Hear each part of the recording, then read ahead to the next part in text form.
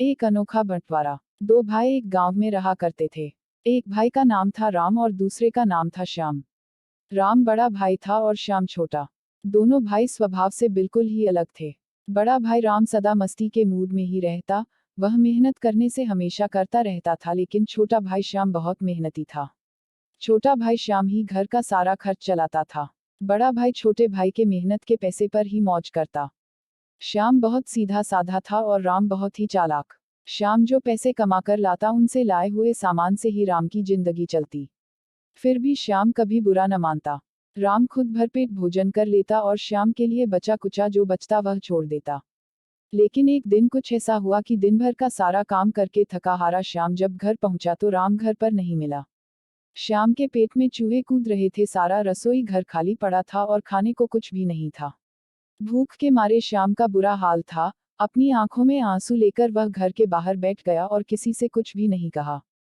गांव के प्रधान उधर से गुजर रहे थे। उन्होंने देखा कि श्याम उदास बैठा है। श्याम से उन्होंने पूछा कि क्या बात है। पहले तो श्याम ने बताने से मना किया, लेकिन प्रधान जी के ज्यादा पूछने पर श्याम ने अपनी आपबीती कह सुनाई। श्याम की आपबीती सुनकर प्रधान जी की भी आंखों में आंसू आ गए। वह श्याम को अपने घर ले गए।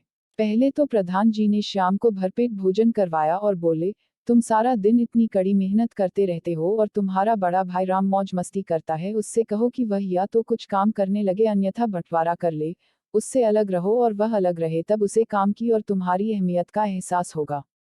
श्याम को प्रधान जी की बात अच्छी लगी।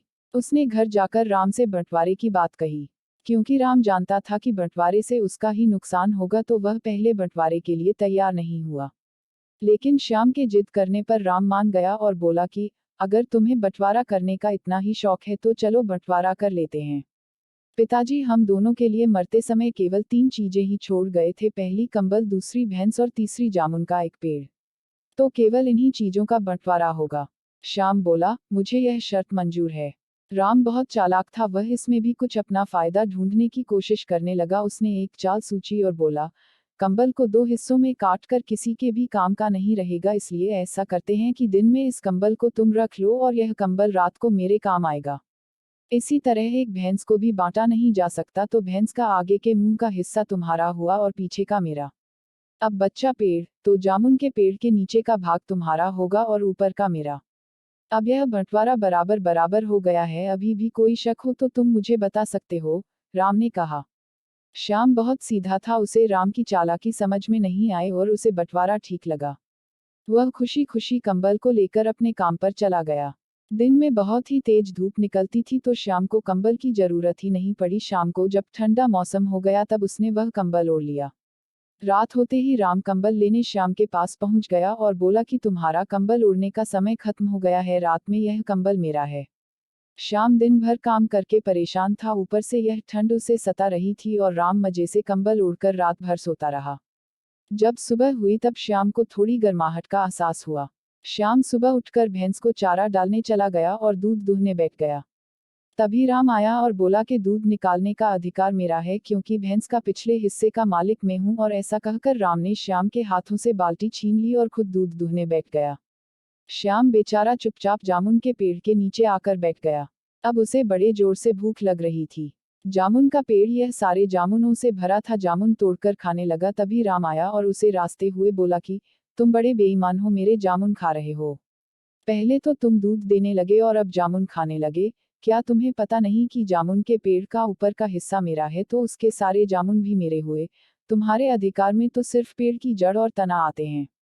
इतना सुनकर श्याम को राम की चालाकी समझ आ गया। प्रधान के पास पहुंचा और सारी बात बताई। प्रधान जी ने राम को सबक सिखाने की योजना बनाई और श्याम को समझाई।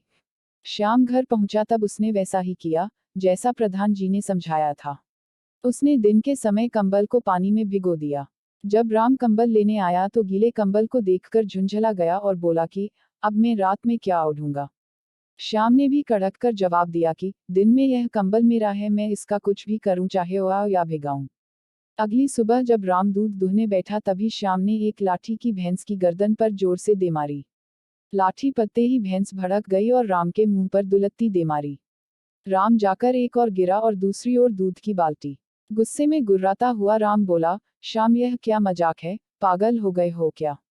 श्याम ने भी एक कड़कदार जवाब दिया और बोला कि भैंस के आगे का हिस्सा मेरा है, मैं उसका कुछ भी करूं उससे तुम्हें क्या मतलब। राम श्याम की ओर हैरानी से देखता ही रह गया। थोड़ी देर बाद राम ने देखा कि श्याम जामुन के पेड़ को काटने जा रहा है। तब राम बोला, अरे श्याम, तुम्हारा दिमाग तो ठीक है, अगर जामुन के पेड़ को काट दोगे तो जामुन कैसे मिलेंगे। श्याम बोला, मेरा भाग तो केवल जड़ और तना है, मैं अपने हिस्से के साथ कुछ भी करूं इससे तुम्हें क्या मतलब, मुझे जामुन से कोई लेना देना नहीं है। राम अब समझ चुका था कि श्याम को उसकी चालाकी समझ आ गई है। वह श्याम के आगे हाथ जोड़कर खड़ा हो गया और बोला कि भाई मुझे माफ कर दे, मैं अब कभी भी तुम्हारे साथ धोखा नहीं करूंगा। अब हम दोनों मिलकर ही रहेंगे और साथ साथ मेहनत भी करेंगे। इसके बाद दोनों भाई मिलजुल कर रहने लगे।